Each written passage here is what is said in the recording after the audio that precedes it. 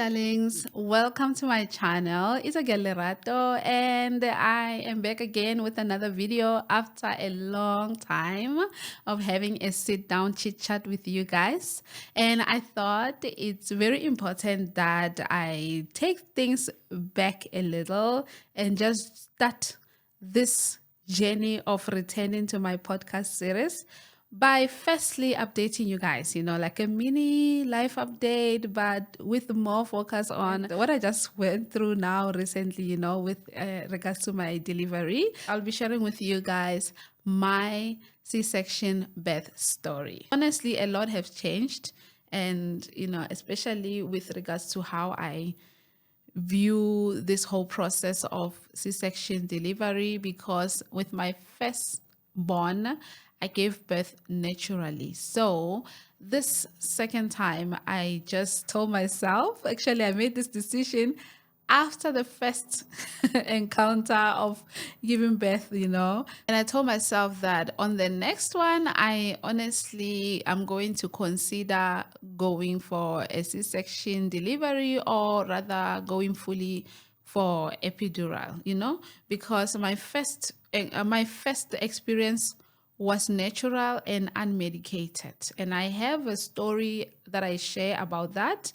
If you haven't seen that, you can click on the link below and go and watch that. Honestly, to me right now, I think it's about the method that works for you as an individual, and not necessarily more about what may go wrong or what may go right, because we are not the same as people, and so let me just go back a little bit to my own personal story of, how I found out and why exactly did I end up deciding to go this route of the C-section, because my C-section was elective and it was planned, and yeah, but there was a reason behind that again, and today I don't regret that I chose that, And so why did I choose that? How did everything start? So in the previous year, I had told myself that I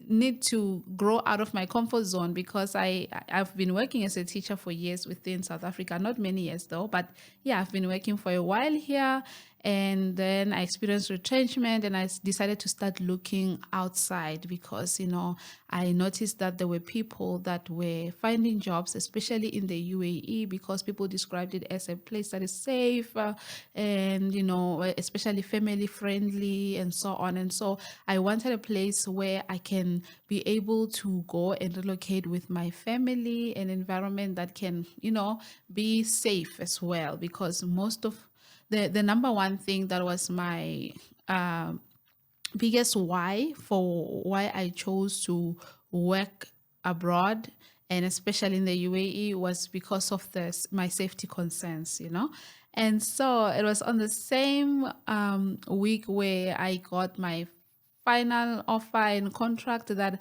I found that I was expecting. And I actually recorded a video about, balancing life, work life as a mom, and also balancing that with your studies and so on. And so it will be coming in not too long from now, so you can watch out for that video, because one thing that I emphasize a lot is that I don't think life has to stop just because we are also growing, as mothers, and also we are growing as a family. And I think also, I thought at the time, having to take an opportunity to work abroad and while I was expecting was also one of the things that I had to do also as part of my growth as an individual, and also growth for our family, yeah. And so I found out at the time, and at first, because my son, if you have been following me for a very long time, you will notice that as much as I've been a working mom, I've also had the privilege of being also a stay-at-home mom, being able to raise my son. And I really loved that I was able to do that, At the time, I was still so, I was a new mom. And so I was still scared of everything. And I honestly couldn't trust people that much with my child. And so in this season, I feel that I have embraced all that. And I'm now okay with being a full-time working mom, and a mom who's also pursuing career growth and business and all that. But yeah, so I had to sit down and think whether I'm gonna do things the way I did with my son. Sit, and because I had the choice to choose to not go last year and then stay until I have my daughter and then only start this year. But also at the same time, I had to decide whether it's going to be convenient or okay for me to go. And I'm happy that I chose to go. I'm glad actually, because I was able to learn a lot of things and adjust to the environment in that season, such that I now feel that had I not gone at the time, there are certain things that I was not going to be prepared for and that were going to surprise me a lot in that season. So there is a time to everything. So when I found out about my daughter, I also had to think about what method then would I like to deliver through before we even get to the doctors and my own health concerns and so on. What is it that Lerato feels will be an ideal delivery for this baby of mine? And C-section is one of the things, should I say, the first thing that came at the time. But I just thought, okay, I'll just keep an open mind. But from that moment, I was okay with having to go and, give birth through the C-section and schedule everything. And if wherever the possibility is, considering, what the medical aid can do and what it can do and so on. And one thing that happened towards the last stage of my pregnancy, yeah, one thing that happened towards the last stage of my pregnancy journey was that I then discovered that I was having a low-lying placenta. I think that's what they call it. Yeah, a low-lying placenta. So we just found out after I flew in from the UAE, having decided to come here and do my maternity leave from this side so that I can be close to my family and have that time that I'm not gonna have in a long time once I leave.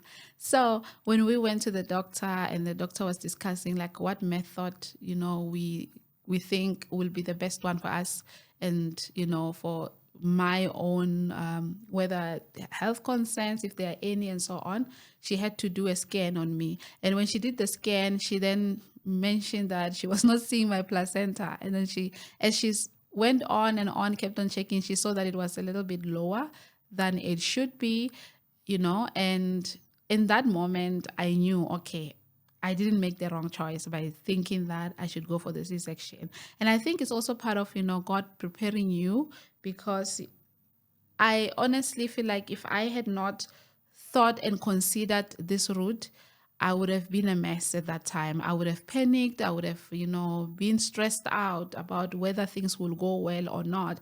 But by that time, I had already done my research. I had already, accepted that I'm going to give birth through C-section. And I was actually, willing to do anything. Initially, before finding out any medical concern, I had even told myself, okay, fine, if I need to pay anything from my pocket, I'll pay if needs be. But when this came up, it found me ready, and I was ready to accept. And we scheduled things as to when I was going to go into the C-section and what will I have to do in order to prepare. So before the C-section, what I had to do my own investigation, or research rather. I had to do my own research as to what I'm going to need and what to expect in terms of anything from what will happen as soon as I arrive in the hospital, and while I'm in the hospital, what to expect as well when it comes to pain. I knew that there's gonna be pain, and obviously even with natural labor you still experience pain. And so I wanted to know, though, that when it comes to C-section, how can I prepare, or what should I have, and how can I manage this pain as well. So when it comes to things that I had to take, I did do a video on things that I packed for my hospital. I showed them to you. You can click on the link below to check that video too. But the most important things that I want to highlight that were helpful and I think can be helpful, it's number one, bringing in an extra pillow, because you will need to sit up most of the time. Laying flat on your back, it's not something that you will enjoy in that season of recovering from Caesar. So bringing in an extra pillow. But for me, I was able to request one from the hospital. So at least I had that to use, as much as the bed could be raised to my level. But having a pillow was very helpful. Even when I had to carry my baby, having a pillow by my side for comfort and to just help with the balance was very helpful. And number two is also having high-waisted maternity underwears. I will just like put in the screen if possible. I will just put in the screen so that you can see what I'm talking about. But these were very helpful. It's just that I didn't necessarily use them when I was fresh from the operation, but later on they became very helpful. Again, I need to highlight that my incision was very low, so I'm not sure if that probably played a role in terms of my own pain and what I could do and what I couldn't do. But yeah, it was very comforting to have those maternity underwears as well. However, for the first few days, I needed the surgery ones because I needed something I can easily change. I can easily, that also didn't feel so tight, to also make my incision feel uncomfortable as well. And there were also some pains around my tummy, so having a surgical underwears as well was very helpful because I didn't have to feel the pain around there, my pain areas. And one other thing also that I knew, and my doctor also made sure to emphasize it to me, was that on the day of the operation, when I come, I shouldn't eat. So I had to fast for some hours, but it was like for 10 hours. But then when I got there, I also waited. And so it was more than 10 hours. So it was like about close to 10 hours when I was going to the hospital, and then a little bit more because when I got there, I had to wait for like, I think about 3 hours, if I'm not mistaken, somewhere there. So you can add that and see in total how much that was. But then, when you go in there, there's also another process that I'll mention soon that also prolongs your fasting period. I keep on looking at my notes, so don't be surprised why I keep on looking down here. So the arrival time as well. So my C-section was scheduled to be at 7 a.m. in the morning. So I was told to arrive in at 5 a.m. So we arrived there, but a little bit late. But thank God everything was also late. Everyone was also late. And so that pushed my C-section a little bit further. So it didn't matter that I was 30 minutes late. But you want to arrive at least 2 hours. At least you can arrive even more, but 2 hours before the scheduled time. And yeah, it allowed me enough time to go through the admin process and make sure everything is ready before going on for the C-section, before going to the operation room. And also that was enough time also to handle hospital paperwork. My baby's birth certificate I was able to apply for my baby's birth certificate before going in for the C-section. And when I came out, the birth certificate was ready. So that is why it's important to make sure that you arrive in time or even earlier than you are asked to arrive. But you don't want to be too early, but yeah, make sure that you manage that time well. And yeah, ask your doctor anything possible, and anything, if you still have doubts, ask. Even when you think you have everything you need, just ask, so that too much information is better than not knowing in the last minute.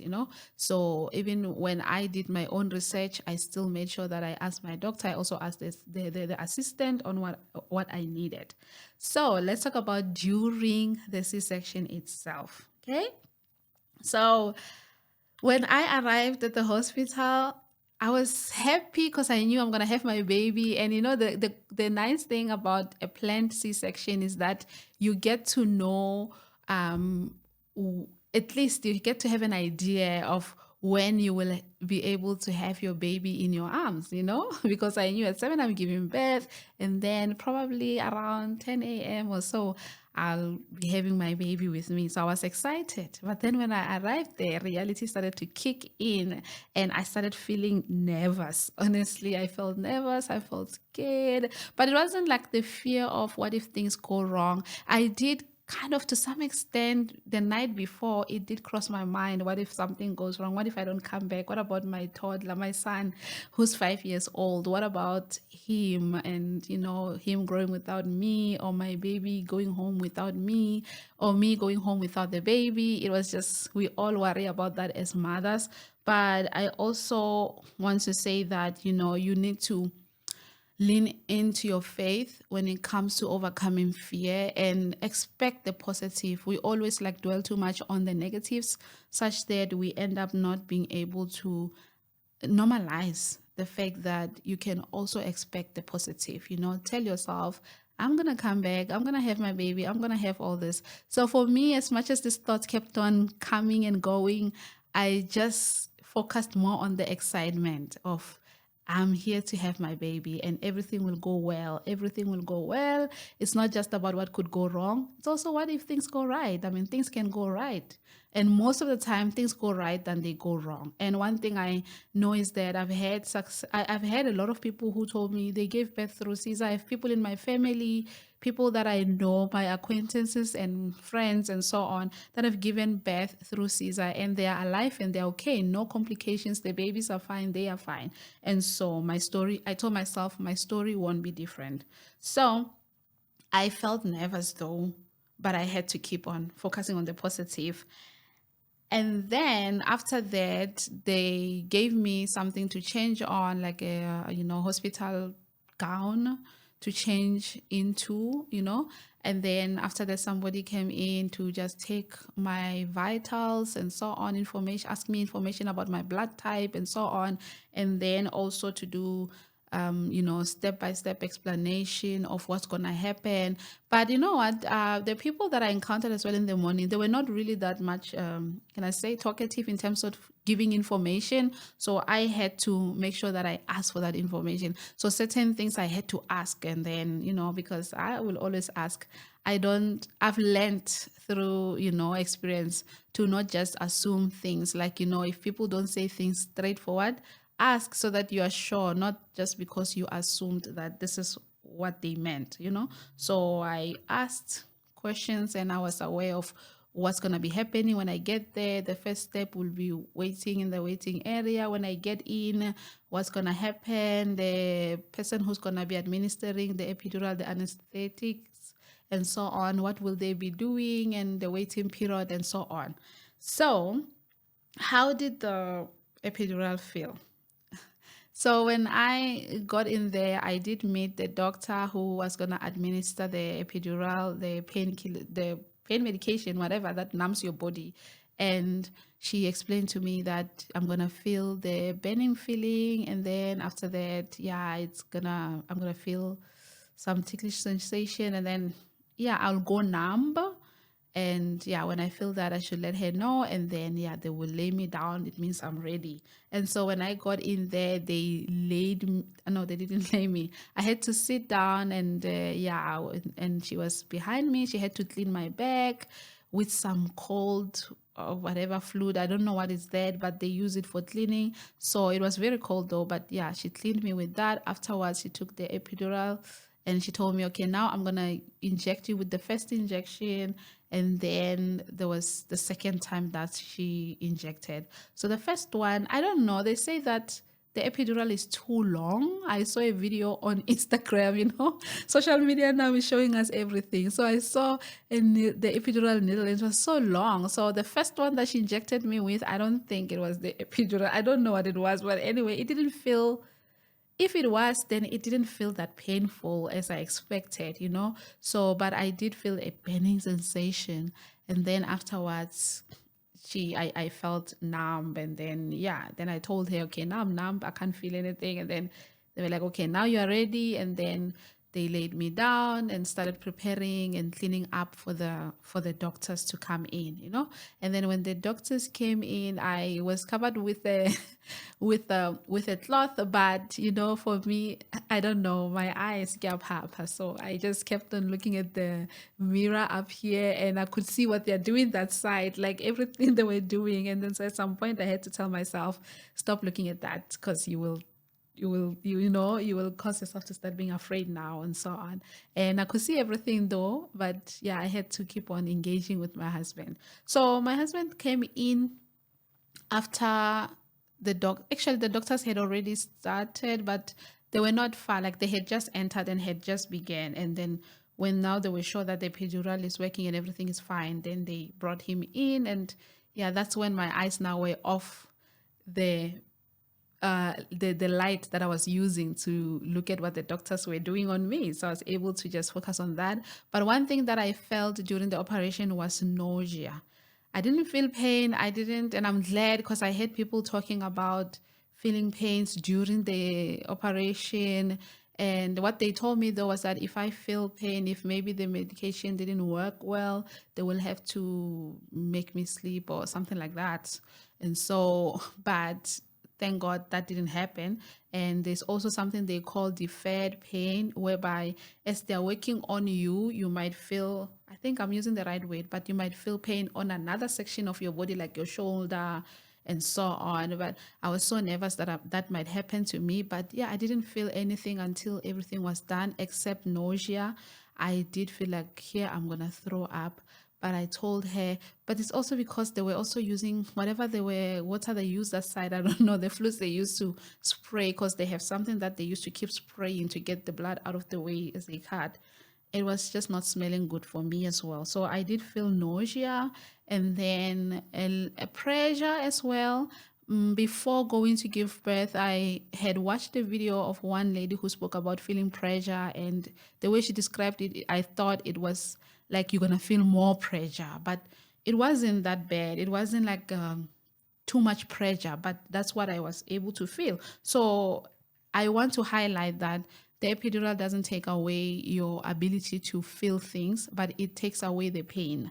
So you still feel everything. They touch you, they do this, you are feeling, but it's like you are a rubber, like when people are touching your rubber, even my skin, I kept on pulling it because it felt like I'm just pulling a rubber.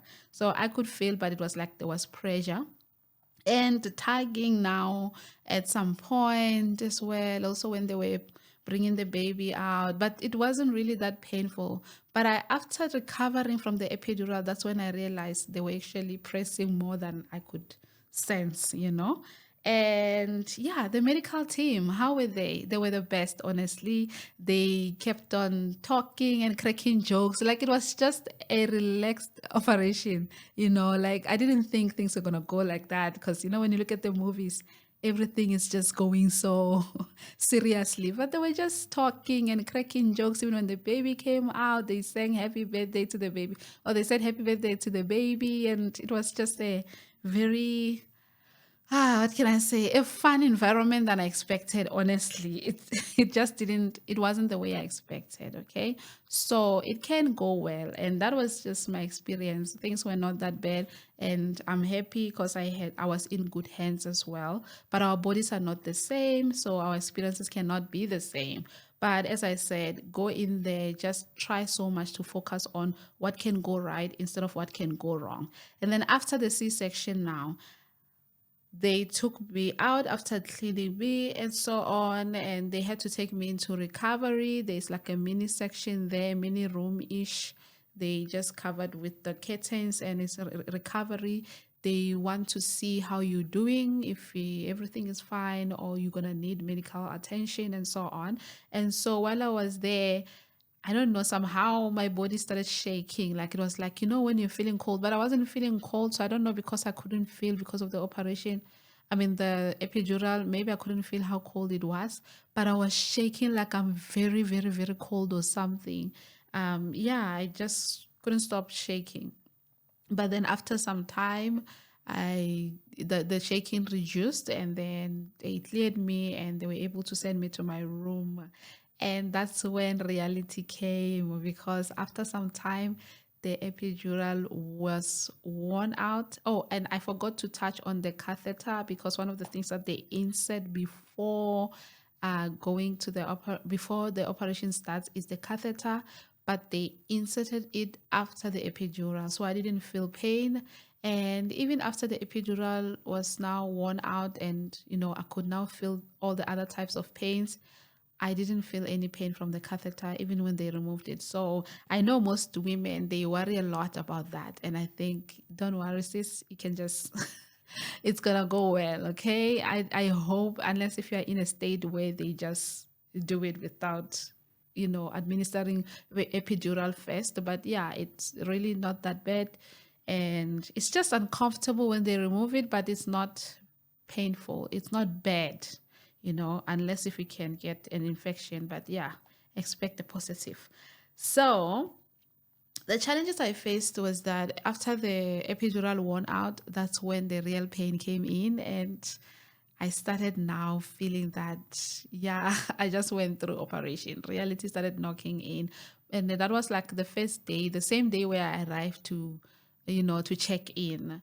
But they connected a certain painkiller to my drip. They administered a drip, and then they had a painkiller that was connected to my drip. And whenever I felt the pain, I was supposed to press there, and I had to wait 10 minutes in between, in between my pressing.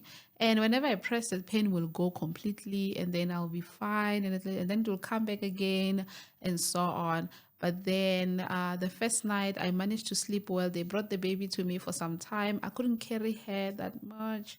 Yeah, my husband and my younger sister and so on, they had to be the ones that could interact with the baby at the physical level. I couldn't do much, as you've seen in the video. But yeah, the following morning, they then helped me get out of the bed. And when I got out of the bed first time, it was so painful. And I thought I was not going to be able to walk, because the pain, especially from my up here on my chest, I don't know if they were pressing there too much, because I hate that after the open and so on, and they are ready to take out the baby, they push more there to get the baby to come out. And for me, because they cut me lower, I think they had to even push more. So I did feel like a pain here. Even when I stand, it felt like I'm working too hard to breathe. But then once I stood for like a few minutes, the pain would go away. And it felt like when I walk, I wasn't even feeling pain, because it felt like the walking was the painkiller. And it's true what they say, you need to make sure that you are mobile. You don't just sit down or lie down the whole time, because then the pain will feel worse. So you need to take some light walks, not too much, but you need to keep walking there and there. So I kept on now coming out of the bed. After taking my shower, I realized walking was helpful. So I kept on coming out of my bed and going back in, coming out to just go there and there. And now I was able to interact with the baby more and more. And then, yeah, the rest of my hospital stay, honestly, the pain wasn't that bad, as bad as I expected it. Maybe it wasn't as bad as I expected. That's why I didn't feel like I'm in too much pain or I'm just a strong person. I don't know, but I'm very scared of pain. So, yeah. But then when I went home, after they discharged me, the first day from the hospital, we stopped by the shop somewhere. I felt like I could still walk. Yes, I could feel that I am from an operation, but I could walk. I didn't feel much pain, but I think I overdid it, because then, ooh, the first night was really terrible. I was in pain, but it wasn't, let me not say terrible, because I don't want to scare you. It wasn't too bad. It was just, yeah, I could feel that now the pain. I wasn't feeling while I was in the hospital, I was feeling it, but I was just sticking to using painkillers that were prescribed. I didn't have any specialized medication. I didn't need them, because whenever I drank painkillers, I was now feeling okay again and so on. And by after 2 weeks, I was now able to do most of the things. I could stand up, make myself food. I took care of my baby from the first night when I arrived at home. There was no much barrier as far as, being unable to walk or feeling like it was too painful. Whenever I take care of her, I was able to, and if I needed something, I was able to ask.